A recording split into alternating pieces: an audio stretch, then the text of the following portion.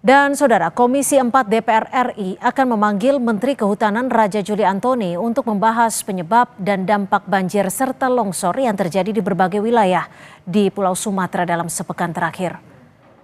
Wakil Ketua Komisi 4 DPR RI Alex Indra Lukman mengatakan rapat yang dijadwalkan pada Kamis 4 Desember bakal meminta penjelasan pemerintah terkait banyaknya gelondongan yang terbawa arus banjir, baik di Aceh, Sumatera Utara maupun Sumatera Barat. Alex menjelaskan ada sejumlah poin yang akan didalami dalam rapat nanti, khususnya berkaitan dengan kondisi dan tata kelola hutan serta lahan di daerah terdampak bencana.